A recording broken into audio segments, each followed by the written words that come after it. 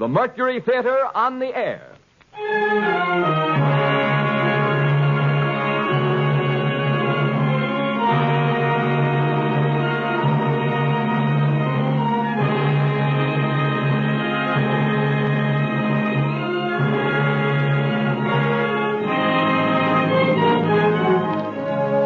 The Columbia Broadcasting System takes pride in bringing you Orson Welles and the Mercury Theatre on the air in another broadcast of the unique series which signalizes radio's first presentation of a complete theatrical producing company.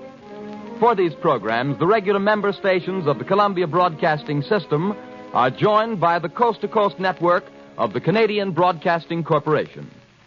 Tonight, the Mercury Theatre turns to another of the great narratives and adventure stories of the world of literature, The Count of Monte Cristo by Alexander Dumas. And here again is the director, the star, and producer of these broadcasts, Orson Welles. Good evening, ladies and gentlemen. There is no reasonable explanation of Alexander Dumas. He was a rich man. We note with interest that he went bankrupt in the theater. He was a revolutionary. His grandfather was a marquis. His grandmother was a negress. He was born as Napoleon became emperor. He died in poverty as the Germans marched into France. He wrote The Count of Monte Cristo as a newspaper serial, and shortly after the last installment, a ball and a bullfight were organized for him in Seville, and finally in Algiers, the customs men let his baggage through without examination. Such things don't and can't happen today, but then, neither does Alexander Dumas himself, the wildest romance of a man who could and did openly maintain at 70 numerous establishments and a literary factory as well, whose quantitative output is equaled in the arts only by Rubens' studio. There's a good story about what Dumas père told Dumas fils. Father, said the inventor of Camille, I have just read your latest book. Have you, my son, said Dumas père. What's it about? I am not sure I have. It is no secret and no shame either that the Chateau Monte Cristo was haunted by many ghostwriters, and that its owner signed his name to more books than anyone could ever write. It is not expected of Pharaoh that he build with his own hands his own pyramids, and the mere blueprint of one Dumas plot is an airtight alibi for a whole career. Of all these, out of question, the most gloriously complex, possibly the most impossible, a mathematical miracle, as perfect as watchworks and as big as Pittsburgh, among hundreds, one Dumas plot persists as the most ingenious tall story ever perpetrated by the mind of man. God's vengeance on radio scriptwriters and your indestructible delight in spite of us. Here, then, is a humble 57 minutes worth of The Count of Monte Cristo.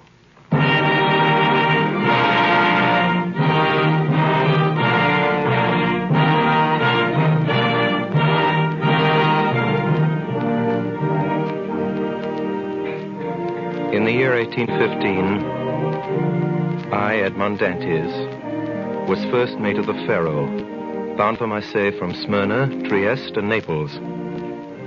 The day we left Naples, the captain was attacked by a fever and died within 3 days. On the 28th day of September, we sighted the coast of France. Some hours later, we rounded the Chateau d'If and entered Marseille harbor. Monsieur Morel, the owner, came abroad. Good day, Monsieur Morel. Good day, Monsieur Danglars. You've heard of the misfortune that's befallen us, Monsieur Morel? Yes, you mean poor Captain Leclerc.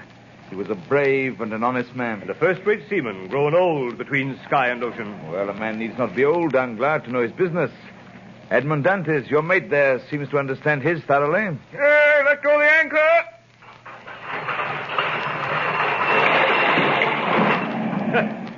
You see, he fancies himself captain already. And so, in fact, he is. Monsieur Morel, at your service. You called me, I think. Yes, Dantes. I'm told you stopped a day and a half at the Isle of Elba. Why? I don't know, sir. You don't know? No, sir. It was to fulfill a last instruction of Captain Leclerc when he was dying. He gave me a packet to be delivered on the island. You did right, Dantes, to follow Captain Leclerc's instructions, though if it were known that you've delivered a packet to the island, it Might get you into trouble. How could it get me into trouble, sir, if I don't even know what it was? I was delivering. Beg your pardon, sir. Yeah, the customs officer's coming alongside. Hey there, lower the companionway. Well, Monsieur Morel? Yes, Monsieur Danglars? Edmond Dantes gave you satisfactory reasons for his landing at Elba? Oh, yes, quite satisfactory. So much the better. Yes, it was Captain Leclerc who gave orders for this delay. Talking of Captain Leclerc, has Dantes given you a letter from him? To me? No, was there one? I believe that besides the packet, Captain Leclerc had confided a letter to his care. Of what packet are you speaking, Danglars? Of that which Dantes left at the Isle of Elba. How do you know he had a packet to leave at the Isle of Elba? I was passing close to the door of the captain's cabin, which was partly open. I saw him give the letter and the packet to Dantes. He didn't speak to me of it, but if there was any letter, he'll give it to me. Danglars, you'll report to the office this afternoon with the bills of lading and the storage plans. Good day. Good day, Monsieur Morel.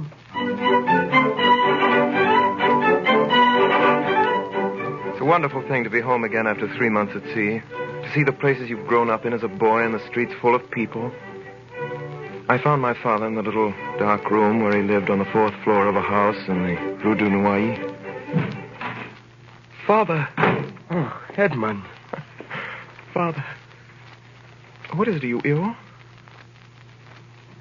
Father, what's wrong with you? No, my boy, my son, no, but I didn't expect you in the joy and surprise of seeing you so suddenly. Father, listen to me.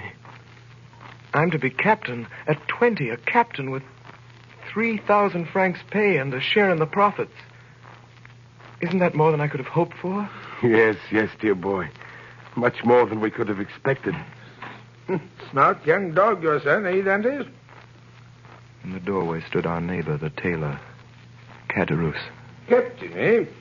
I know someone below the church of Saint Michel who won't be sorry to hear about this, eh, Dantes? Mercedes? That's who he means, Father. And now that I know your will, your consent, I'll go to her. Oh, go, dear boy, and heaven bless you in a wife, as it blessed me. In a wife? How fast you go, Father Dantes. She isn't his wife yet, as far as I know. She soon will be. Yes, but you were wise to return when you did, my boy. Well, Caderousse, what do you mean by that? Oh, I don't mean anything in particular. Mercedes is a very fine girl, and fine girls never lack suitors. There's one in particular, a cousin of hers, I think he is. Fernand Mondego. I've even heard it What's said... that? Oh, don't worry, my boy. Now that you're captain, who could refuse You you? mean to say that if I were not a captain... I didn't say that, my boy. I didn't say that. No offense meant, my boy. No offense.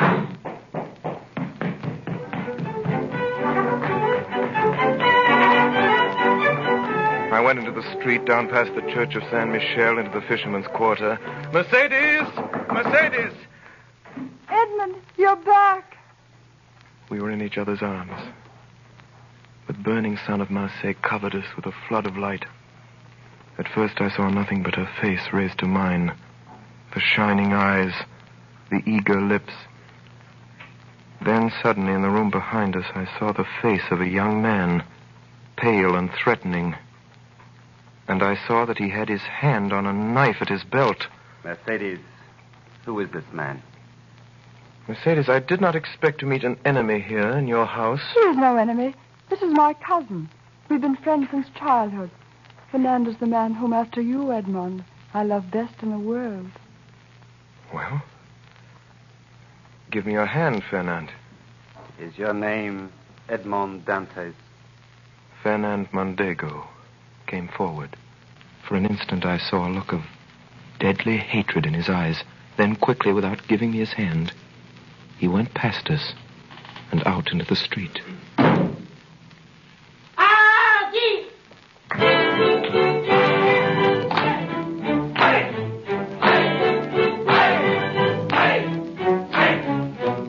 The betrothal feast is a gay affair in the South. Monsieur Morel removed every difficulty. The papers were soon drawn up. The arrangements were simple.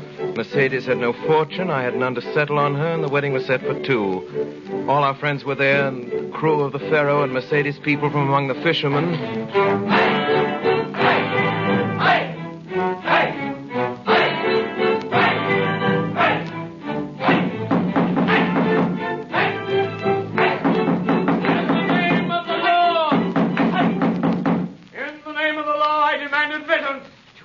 said. What'd he say? The law. Better open it.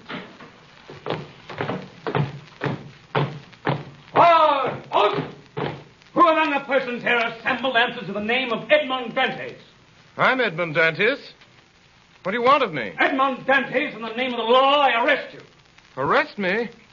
You'll be duly acquainted with the reason for your arrest at your first examination. Officer, he is What smuggling do you think? He's done nothing wrong. He's a good boy. Not mistake. Edmond. It is possible, in which case every reparation will be made. Edmond. Meantime, Edmond Dantes, you're under arrest. Why? Follow me. All attention! All!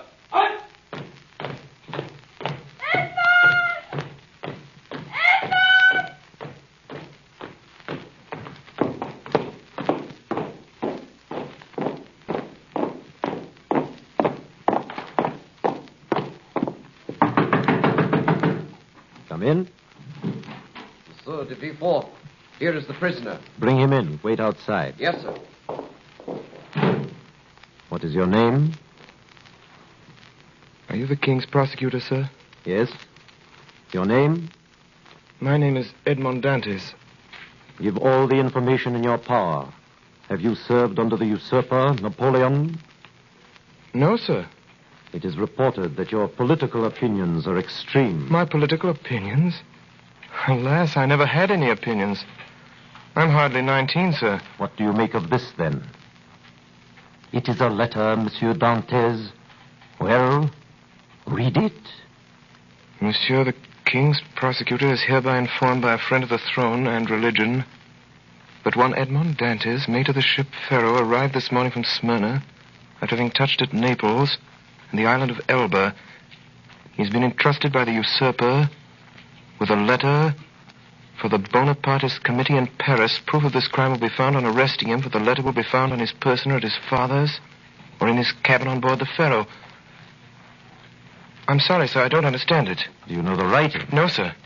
Whoever did it writes well. Now, have you any enemies? Not that I know of, sir. Now answer me frankly. Not as a prisoner to a judge, but as one man to another. Is there any truth in this accusation? Well, not at all, sir. I swear by my honor as a sailor. Then I told him my story. I told him how Captain Leclerc on his deathbed had entrusted a packet to me and told me with his dying breath to deliver it to the island of Elba. What did you do then? What should I have done, monsieur? What every man would have done in my place. I sailed for the island of Elba. I delivered the packet and was given in return a letter to be delivered to a man here in Marseille. I did it because it was what my captain had told me to do. I landed here yesterday. That is all, sir. I see. Well, that sounds like the truth. Now, give up this letter you have brought from Elba. Give us your word that you will appear if you're called, and go back to your friends. I'm free then, sir? Yes. But first, give me this letter. Well, here you are, sir. Very well. By the way, to whom were you to deliver this letter? To Francois Noirtier of this city. Francois Noirtier? Yes, sir. Why, do you know this man? A faithful servant of the king does not know conspirators. Have you shown this letter to anyone? To no one, sir, on my honor. Nobody knows that you are the bearer of a letter from the Isle of Elba addressed to Francois Noirtier? Nobody, sir, except the person who gave it to me. Why, sir? What's the matter? What's the matter, sir? You give me your word of honor that you're ignorant of the contents of this letter? My word of honor, sir, but what's the matter? You're ill, sir. Shall I call for help? No, stay where you are. It is for me to give orders here, not you. I'm sorry. I am no longer able, as I had hoped, to restore you to liberty. Before doing so, there are formalities to be gone through. I'll try to make them as short as possible. The principal charge against you, as you know, is this letter. And you see what I do with it. You see, I destroy it. Oh, Monsieur de Villefort. Your goodness itself. Now then, do you trust me? Order me, sir, and I'll obey. Listen, this is not an order, but advice that I give you. Yes, monsieur. I shall keep you until this evening here in the Palais de Justice. Yes, sir. Should anyone else question you, don't breathe a word of this letter. I promise. You see, the letter is destroyed. You and I alone know of its existence. So if they question you about it, deny all knowledge of it. I will, sir. It was the only letter you had. It was. Swear it. I swear. Did you ring, monsieur? A guard entered. Villefort whispered something in his ear, to which he replied by a motion of his head. Follow this man, Monsieur Dantes. He has his orders.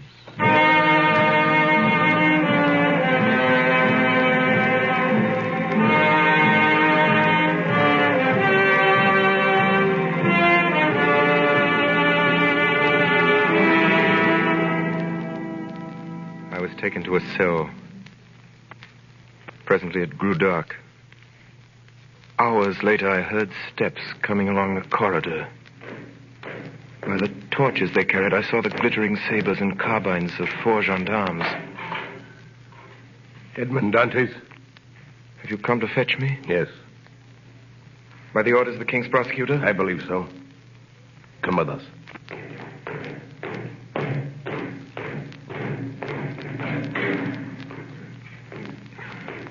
Is this carriage for me? It is for you. Get in.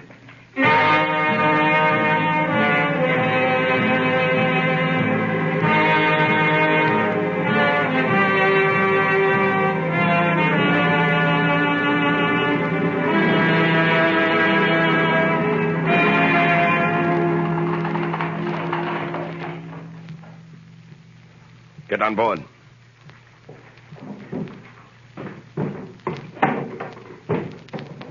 Heave off there!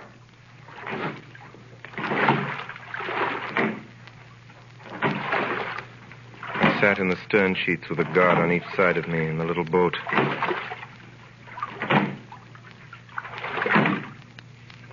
There! King's business! Lower the chain!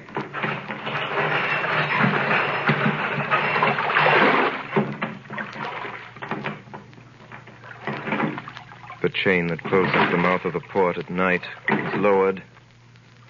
Soon we were outside the harbor. My first feeling was one of joy at breathing the fine sea air again, then of sadness as I saw the lights of La Reserve away to the left of me and heard the sound of voices and music coming through the open windows.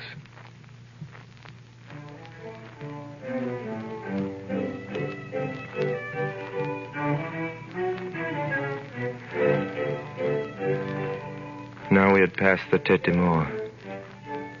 We were in front of the lighthouse. We were about to double the battery. Where are you taking me? You'll soon know. But I want to know... We are forbidden to give you any information.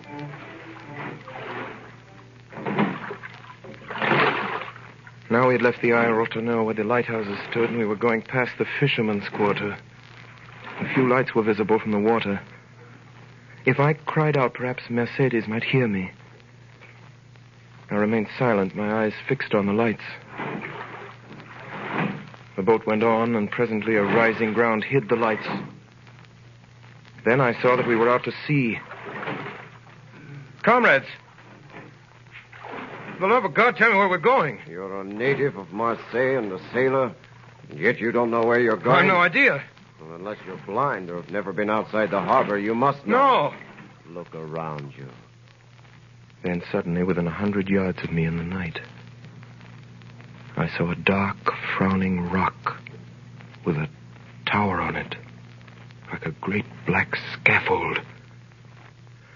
The Chateau d'If. Quite right, my friend. The Chateau d'If. Help! Help! Let me go! Help! Help! Help!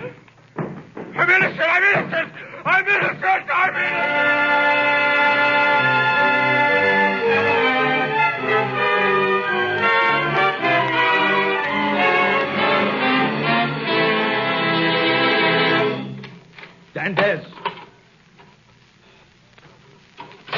Dantes, haven't you slept? I don't know. Are you hungry? I don't know. Do you want anything? I want to see the governor. The governor. I want to see the... I'm innocent. I'm innocent. I'm innocent!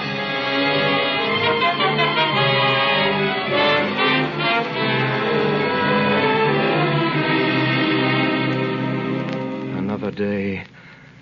Another eternity.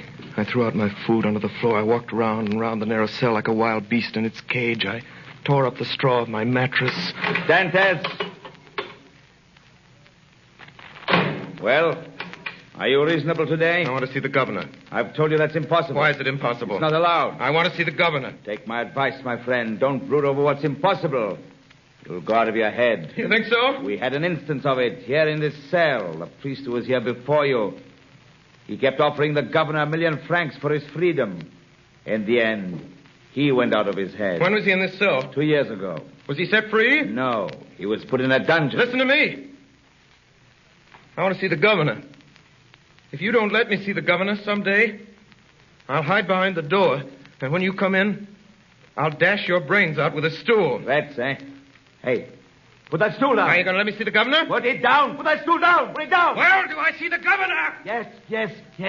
You shall see the governor at once. That's better. It's better. Hurry. Hurry!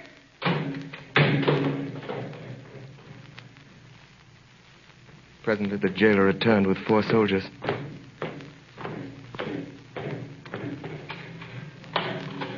By the governor's orders, take the prisoner to the floor below. The dungeon, then? That's right. We put madmen with madmen. You don't understand it. I tell you, I'm innocent. I'm innocent. I'm innocent.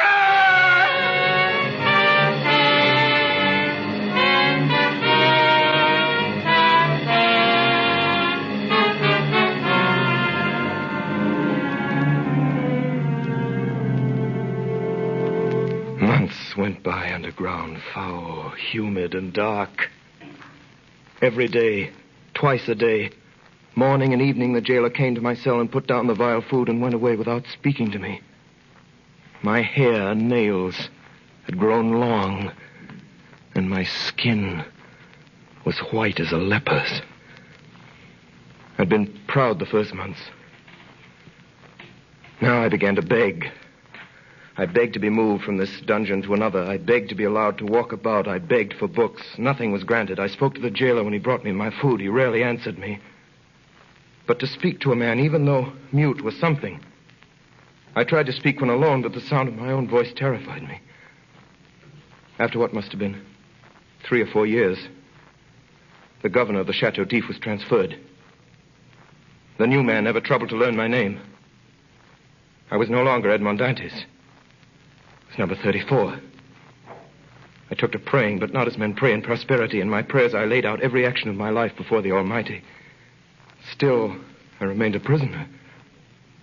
Then a deep gloom took possession of me, and then furious rage and savage thoughts of revenge. And wildly, I dashed myself against the walls of my prison. I tore at my own flesh with my nails, and then in the end, I began to think of dying. I swore that I would starve myself to death, so every morning and every evening I threw out through the small grated window all the food the jailer brought me, every bit of it, at first gaily and then thoughtfully, and then with regret.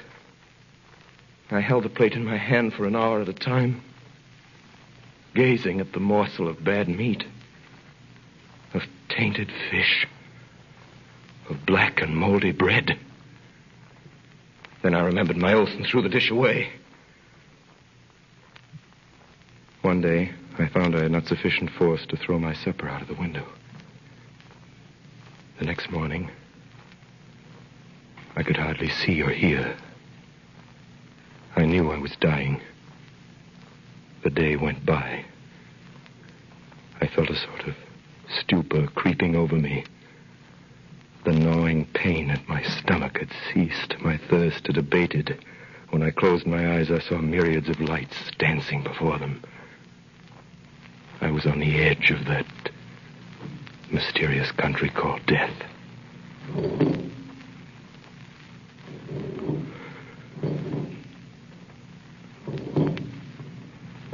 Suddenly, a little after dark, I heard a hollow sound in the wall against which I was lying.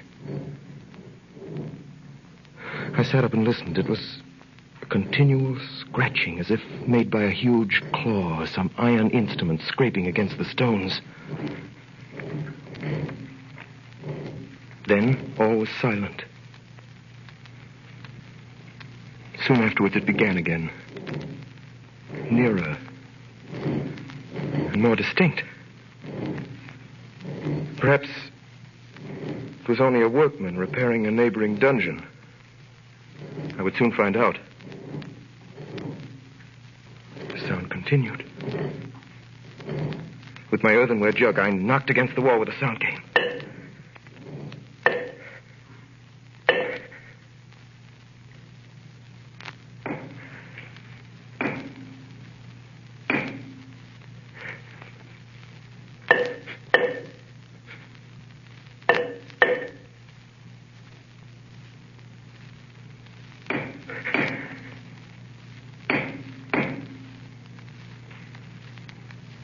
Then, the sound stopped.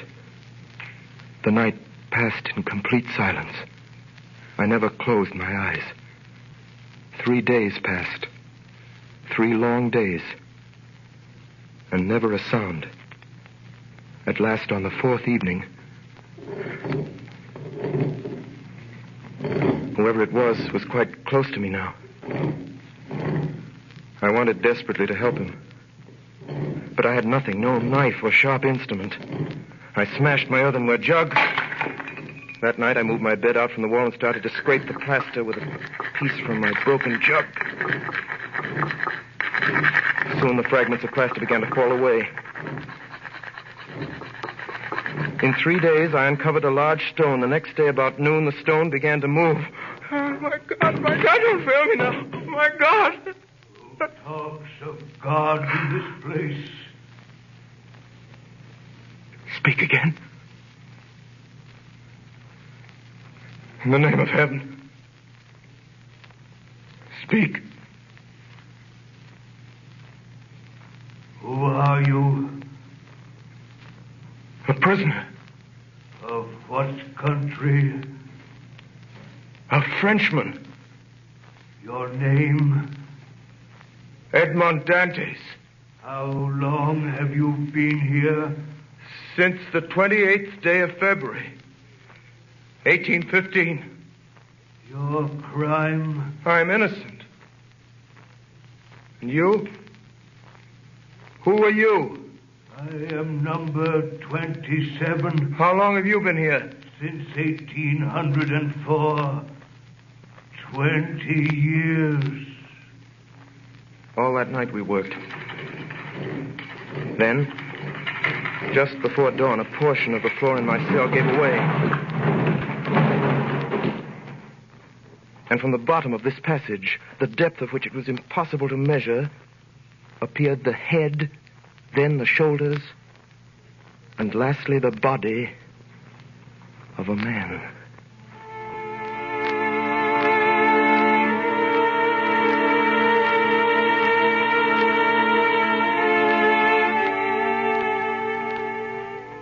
To this man, I owe all that I possess, all that I know, all that I have become. In the prison, he was known as the Mad Priest. I never learned his name. For 8 years, we saw each other every day, using the tunnel he had dug through the solid rock, concealing the mouth of the passage with stones carefully fitted in place. By the sundial he had traced on the wall of his cell, we knew the hours of the guard's visit. The rest of the day we were together. He had been a great scholar in his day, and all that he knew, he taught me with infinite loving patience. Day after day, year after year. Then, one morning when I went down, I found him standing in the middle of his cell. Pale as death. Quick, Dantes, quick. Listen to what I have to say. What is it, Father? Tell me, I beseech you. What's the matter? I am dying. Help me to my bed. See, half my body is paralyzed already. Here, Father. Thank you, my son. Now listen to me. All is over with me. This night or tomorrow, I shall be dead. But, Father... I know the illness. There is no hope. And I shall never leave this place now. Before I die, there's something I want to give you. In his hand, he held a morsel of paper tightly rolled together. A half-burned paper on which were some lines of Gothic character, traced with a peculiar kind of ink. This paper, my child, is my treasure. From this day forth, it belongs to you. Your treasure? Oh, yes. I know what's passing through your mind at this moment. Even now, you, like all the others. But be assured, my child, I am not mad.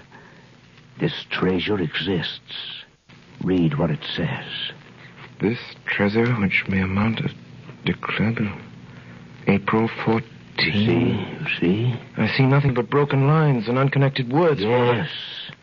To you who read them for the first time. But to me, who have grown pale over them by many nights' study, who have reconstructed every phrase, completed every thought.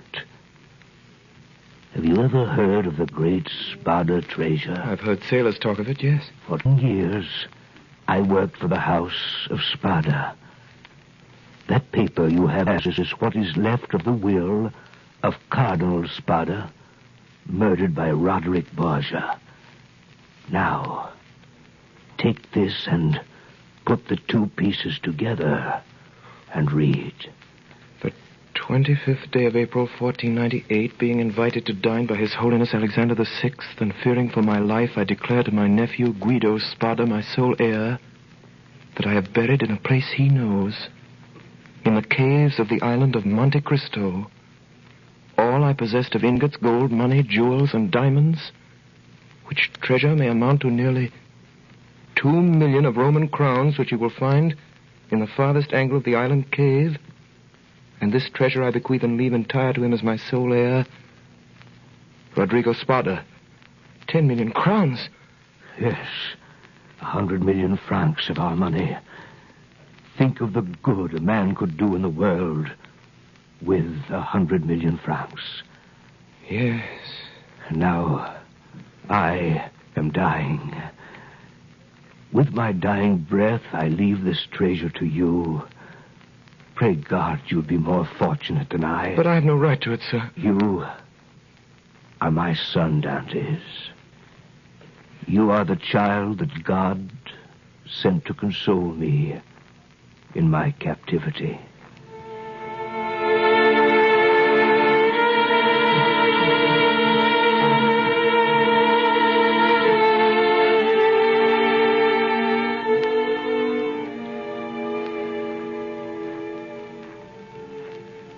Two days later,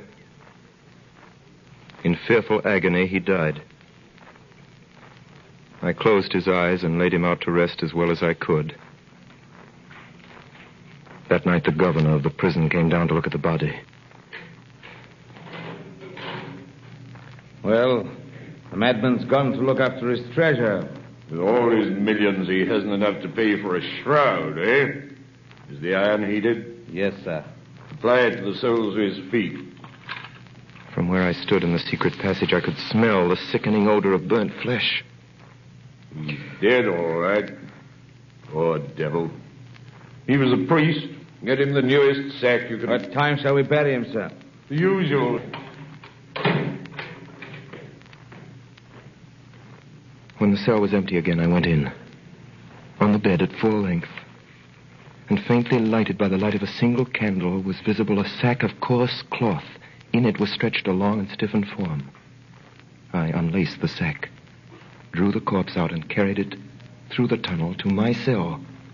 I laid it on my bed, turned the head to the wall, and covered it with a sheet. For the last time, I kissed the ice-cold brow. Then I went back to the dead man's cell. Here's a job I could do without. Right you are. Cold as the devil up there in that clear. I could hear steps in the passage as the guards came down with the stretcher. Quickly, I laced up the sack around my body. I lay stiff, hoping they would not hear the beating of my heart. Here we go. You take the head. I'll take the feet. He's heavy enough for an old man. They say every year adds half a pound to the bones. Forward, march. Careful now. Steady, while I open this door. Lord, it's cold up here. Yeah, pleasant morning for a dip in the ocean. A bit chilly, I'd say. Have you got the weight? Here it is. Tie it on, around his feet. Yeah, that's right. Tight. See if you can do it any tighter. Yeah, that's all right. That'll sink him. All right, now. Are you ready? 1, 2. Hey, wait a minute. Get nearer to the edge. The last one was mashed on a rock. We got the blame for it. All right, then. Come on, I'm freezing to death. Ready? Let's go. 1, 2, 3.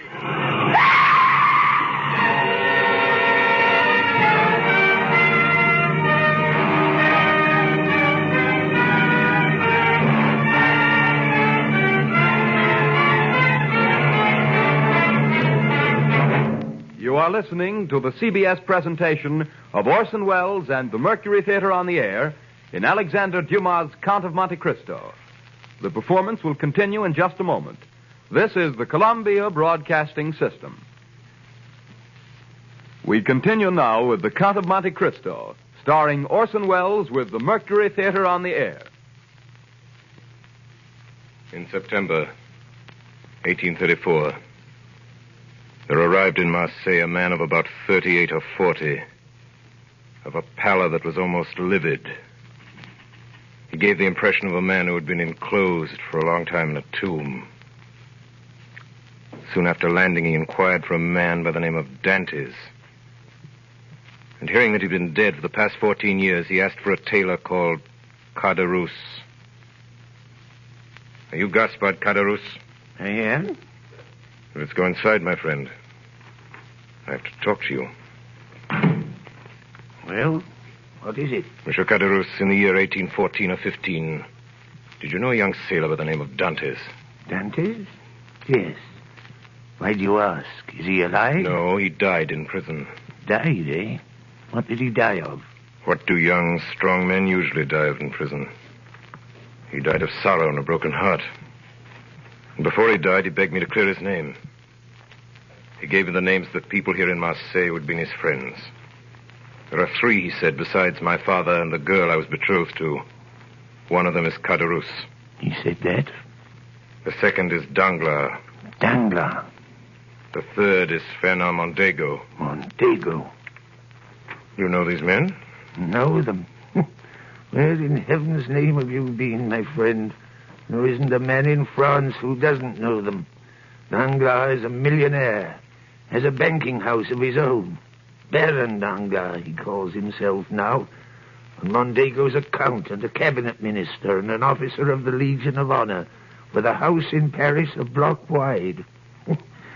I could tell you something about these 2.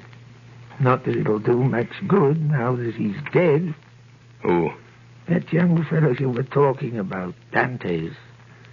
I've a good mind to tell you anyway. Do you know who sent Edmond Dantes to prison? Well, I do. It was 2 men who were jealous of him. One for love and one for ambition. And do you know who they were? I'll tell you. Mondego and Danglars. I thought they were his friends. That's what he thought. What did they do? They denounced him to the police as a traitor. And was he a traitor? No more than you or I. Which of the 2 denounced him? Both, monsieur. It was Danglars who wrote the letter, and Mondego who put it in the post. When was this letter written? At La Réserve, the night before the wedding. How do you know? Were you there? I was at the next table. They thought I was too drunk to hear. I see. How about this girl Dantes was betrothed to? Mercedes? Yes. Yes, that's her name. What happened to her? Well, sir, that's a sad story. When Dantes was arrested, she was nearly mad with grief. Pitiful it was. 6 months went by and there was no news of him. And every day there was her mother telling her he was dead and telling her to marry Mondego. She came to see old Dantes. Edmond is dead, he said to her. If he weren't, he would have returned to us. Then the old man died, and that left her quite alone. Still she waited, and still no word from him. Then, in the end, after a year, she married Mondego.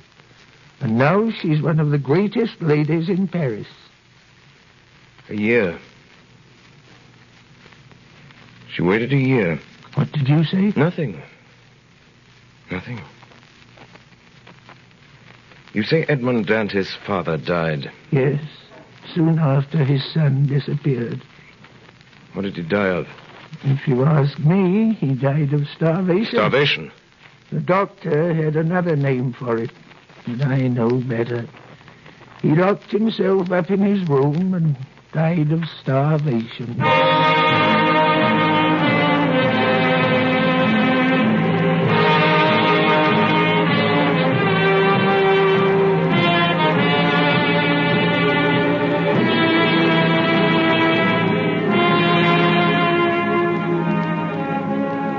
Later that day, the stranger appeared at the Palais de Justice and asked to see the prison records for the year 1815.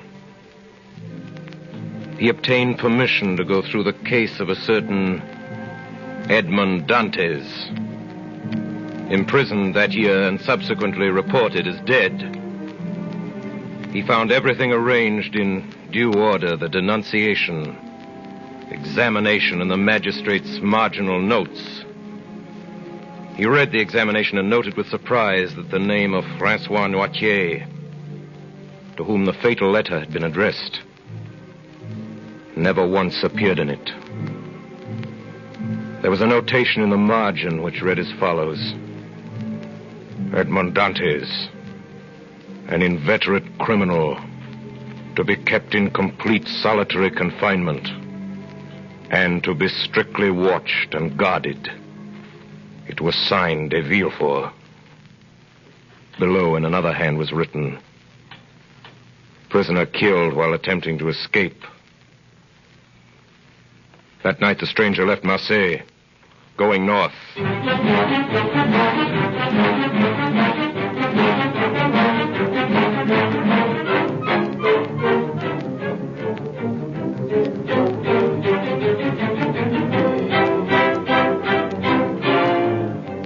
Villefort, Mondego, Danglars, Villefort, Mondego, Danglars. Find out everything there is to know about them.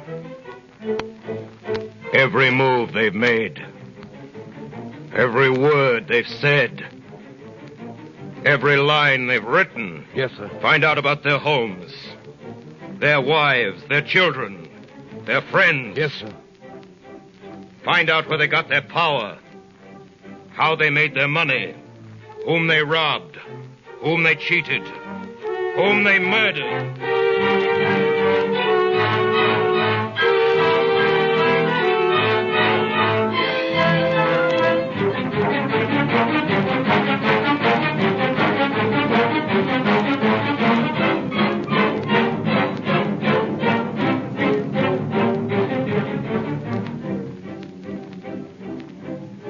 One day in November, Baron Danglars, head of the banking house of that name, received a visit from a new client. Monsieur le Baron Danglars. I have the honor of addressing the Count of Monte Cristo. You have, sir.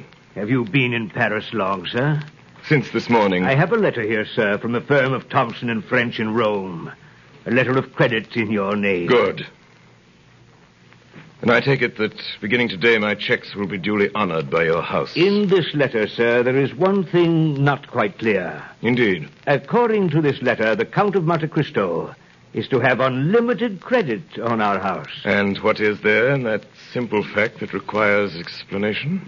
Merely the term unlimited. Are you suggesting that Thompson and French are not looked upon as solvent bankers? No. It was not their solvency that I spoke of. I see. But the word unlimited in financial affairs is so extremely vague a term.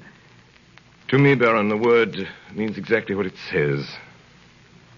It means without limitation. I assure you, sir, that up to the amount of $1 million... I beg your pardon. I said that should you be hard-pressed, were you even to require $1 million... $1 million?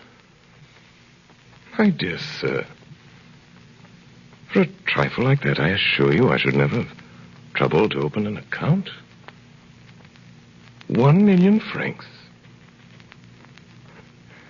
Excuse my smiling when you speak of a sum that I am in the habit of carrying in my pocketbook. I admit I am hardly If you would accustomed- prefer not to handle this account, Baron Danglars, I have letters similar to yours addressed to Baring of London and Rothschild of the city.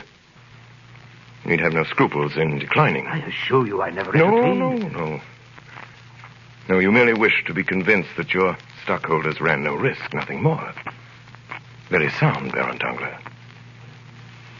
I understand they include some of the greatest names in France. Am I right? The Duc de Mondego? The Baron de Villefort? It is not generally known that these Oh, gentlemen... Of course. Now we understand one another. I should like to draw tomorrow the sum of, shall we say, 6 million francs, half gold, half notes. 6 million francs? As you say, sir. If I should require more, I shall let you know. Oh, by the way, Baron Danglars, buy for me tomorrow 10,000 shares of Austrian Commonwealth. You have some information, sir, about this stock? You will find, sir, that I never gamble, except in certainties.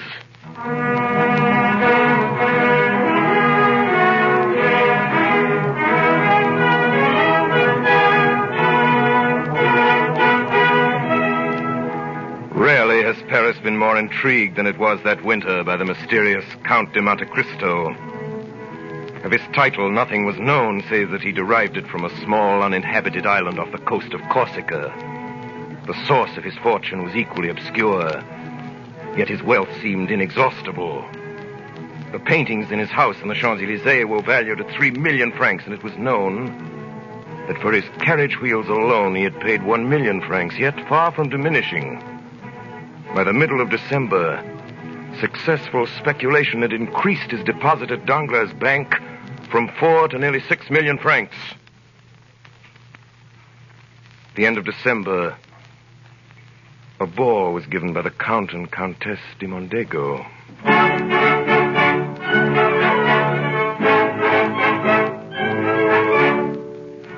Monsieur et Madame de Neuville, Monsieur le Baron de Villefort, Monsieur et Madame de Meller, Monsieur le Comte de Monte Cristo. Mercedes, may I present the most talked of man in Paris, the Count of Monte Cristo, Countess de Mondego. I am deeply honored. What is it, Mercedes? What is it? Are you ill? It's nothing, Fernand. Perhaps the heat of this room. It was kind of you to come, sir. Will you give me your arm, Count de Monte Cristo? I am honored, madame.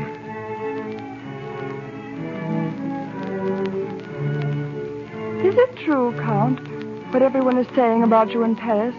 That you've seen so much, traveled so far, and suffered so deeply? I have suffered deeply, madame. But now you are happy? No doubt, since no one hears me complain. And your present happiness, has it softened your heart? My present happiness does not equal my past misery. Are you not married? I married. No, madame. You are alone, then? I am alone. You have no sister, no father? I have none. How can you exist thus, without anyone to hold you to life? Madame, long ago, I loved a girl. I was on the point of marrying her, madame, when we were separated. I thought she loved me well enough to wait for me, and even to remain faithful to my grave. When I returned, she was married. Perhaps my heart was weaker than that of most, and I suffered more than they would have in my place. That's all, madame. And you've still preserved this love in your heart. It is true, one can love only once. Did you ever see her again? Never. And you have forgiven her for all she has made you suffer? Yes, I have forgiven her. But only her? Do you still hate those who separated you? Do you still want to punish them? They will be punished, madame. But it is not I who will punish them. It is their own past.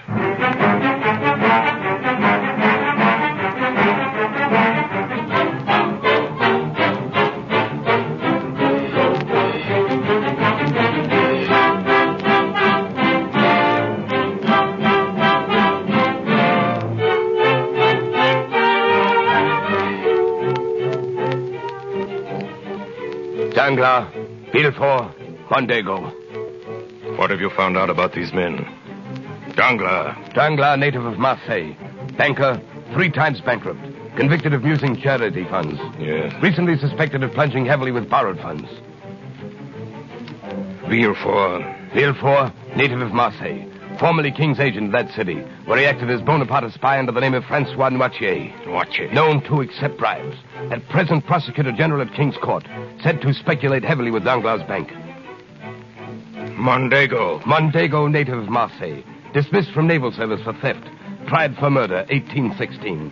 Deserted French army, 1824. 1828, betrayed Ali Pasha to Turks for 2 million piastres. Believed involved heavy losses Danglars' bank.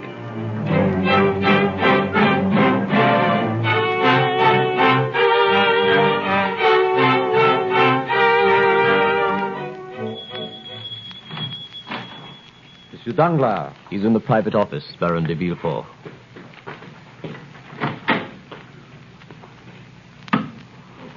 Good morning, Villefort. Hello, Mondego. You're late, Villefort. What is it, Danglars? You sent for me in court. I hope it's something good this time. We need it. Just arrived, a private message to the Count of Monte Cristo from Thompson and French, Rome.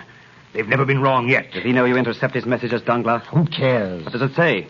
Read it. Secret treaty signed tonight. Anglo-Italian due sharp rise. Buy all available shares, Thompson and French. Well? We are going to buy. Danglars, I'm worried. Everything you've touched has gone wrong lately. Those Belgian bonds, we lost 500,000 on them. Whose fault was that? On whose information? Can I have a Danglars if the government changes its mind? Gentlemen. Our situation is desperate. We've got to plunge. Things have been going badly lately. We have no choice. If it weren't for Monte Cristo's deposits, we'd been bankrupt 3 weeks ago. If that money should be called today or tomorrow or the next day, this bank is ruined. Danglars, I don't see what that has to do with us. Oh, you don't you? If I go, you go. Make no mistake about that. Gentlemen. What do you propose to do about it, Danglars? It's our only chance to get out. I propose to buy every share of Anglo-Italian that comes into this market. With what? You forget, gentlemen. The Count of Monte Cristo has 6 million francs deposited in this bank. And what about this message? Does Monte Cristo get to see it? This message, gentlemen, was lost in transmission.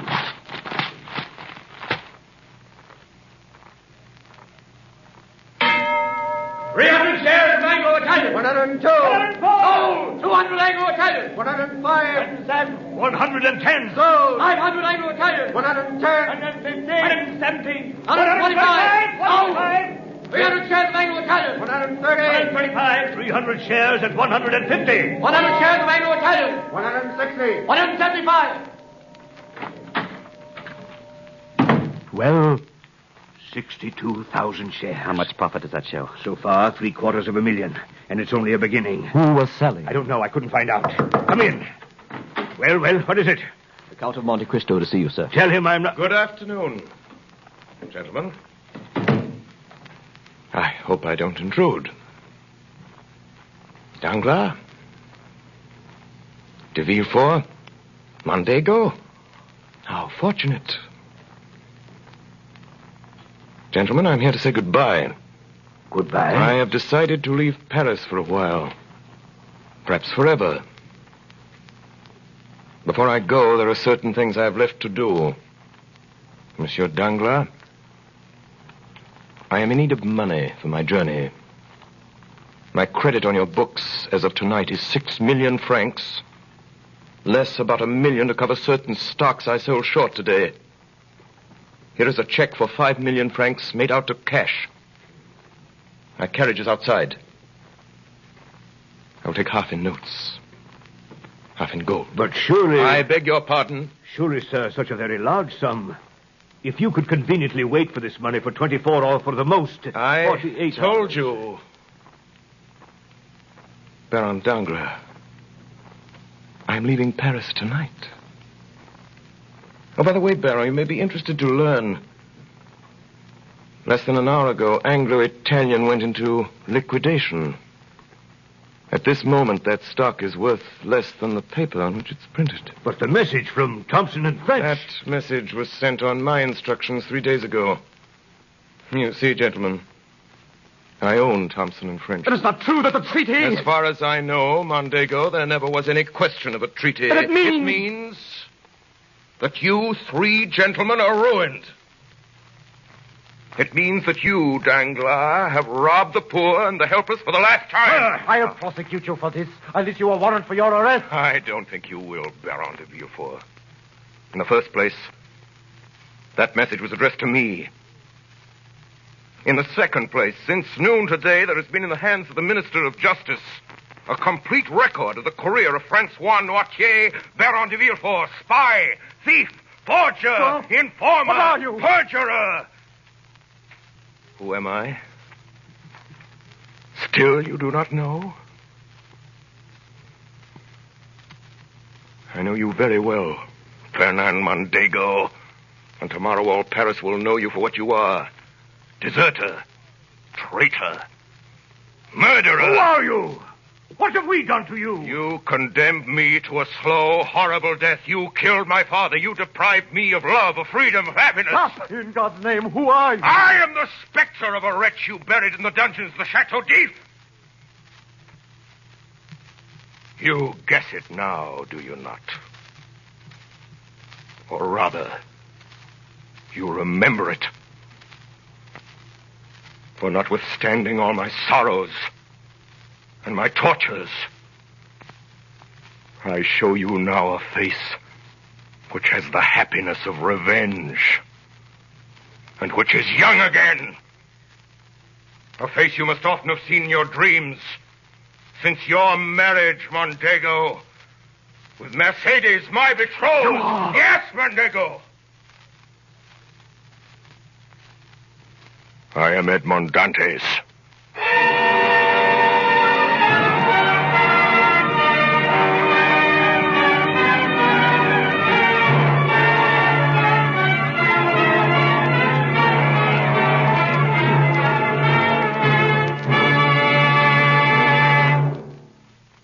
Tonight, the Columbia Broadcasting System, through its affiliated stations coast to coast and the network of the Canadian Broadcasting Corporation, has brought you a performance of Alexander Dumas' great adventure story, The Count of Monte Cristo, as dramatized in the first-person singular by Orson Welles and played by the Mercury Theatre on the air.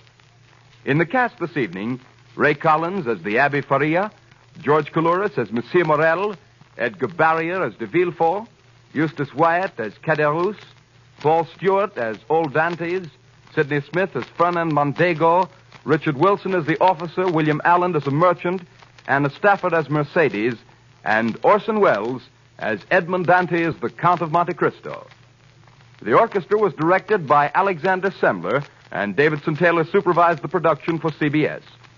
Dan Seymour speaking.